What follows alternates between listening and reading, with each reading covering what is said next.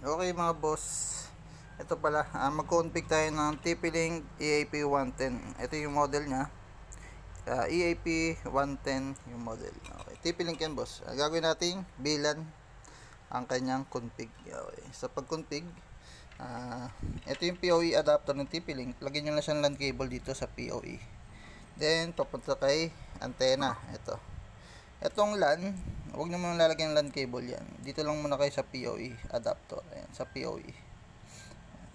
Then, papunta dito sa ating TP-Link. Then, saksak nyo lang yung power. Wait nyo mag-boot. Wait natin SSID na lumabas. Okay. Punta tayo sa ating Wi-Fi.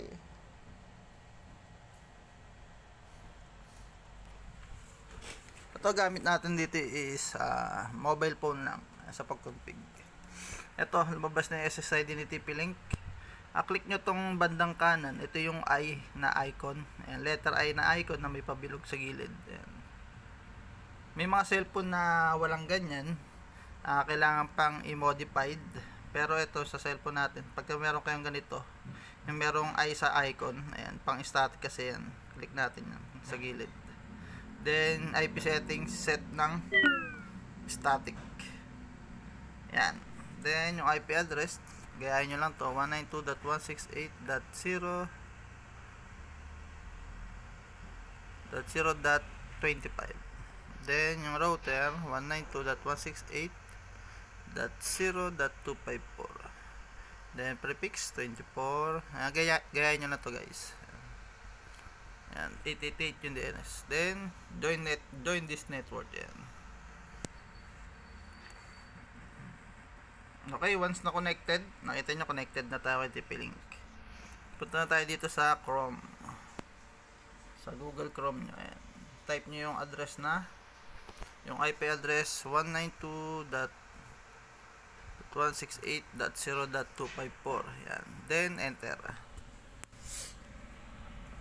Ayan. Sa default na password nyan, saka user. Admin lang yan, boss. Then, login. And then, click nyo tong let get started. Then, new username and password. Lagay na lang kayo kung anong gusto nyong password and username.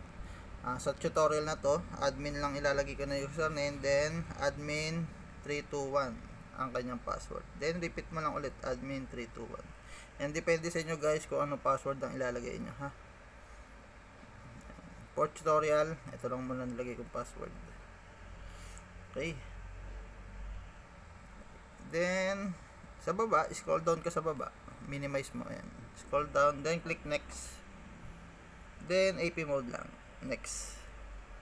Then, pag nakita mo to, skip ka lang dito. Huwag ka muna maglalagay ng SSID. Click mo sa baba, skip. Ayan.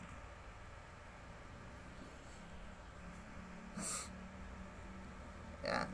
Okay, click sa baba, done. Ayan, sa baba. Babang baba, boss.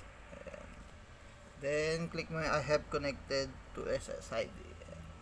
Okay, dito na tayo sa configuration. Makita nyo yung dashboard ni TP-Link. Click nyo lang tong wireless. Then, sa baba nyan, makikita mo sa baba, bilan. Ayan, bilan. Ayan. Click mo yung bilan. Then, naka-disable yung bilan natin dito. Gagawin lang natin enable. Then, after nyan, yung bilan ID. Lagay nyo kung anong bilan ID yung gagawin nyo. Pag LPB, bilan 13. Kung ADO ka, o Piso Pi, bilan 22. Depende sa inyo kung anong bilan yung isa-setup nyo. Sa akin, LPB kasi yung gagamitin. Bilan 13 ang ilalagay ko yan. Then, click mo tong save. Yan, once nakita mong save na, may lalabas siyang save. Ayan, nag-save na siya. Click mo tong status sa taas. Then, click mo ulit yung wireless. Ayan, dito na tayo sa SSID. Makikita mo yan, SSID. Scroll ka sa bandang kanan. Makikita mo tong action, yung lapis. Click mo yung lapis. Then, punta ka lang dito sa SSID. Palitan mo na siya ng SSID. Okay. Okay, example, lalagay ko dito ng SSID. Ayan, Amara Piso Wi-Fi 6. Ayan. After nyan, click mo na itong OK. Ayan, click OK. Then wait mo mag-ride yung linya. Makikita mo sa linya, magre-ride yan. Ibig sabihin nun, okay na yun. Ayan, nag-ride na yung linya niya. Okay na yan, na-change na SSID, then nakabilan na rin yung setup niya. Ganun lang kadali boss kapag ka sa TP-Link tayo magbibilan. Ayan, makikita mo to, Marapis Wi-Fi 6. Ayan yung SSID niya, nakabilan na yan. Ang gagawin mo na lang, i-connect mo na lang yan sa yung switch hub. Ayan, pwede mo lagyan niya ng LAN cable papunta sa switch hub, then ayan, connect mo na sa bendo. Okay na yan boss, ganun lang kadali.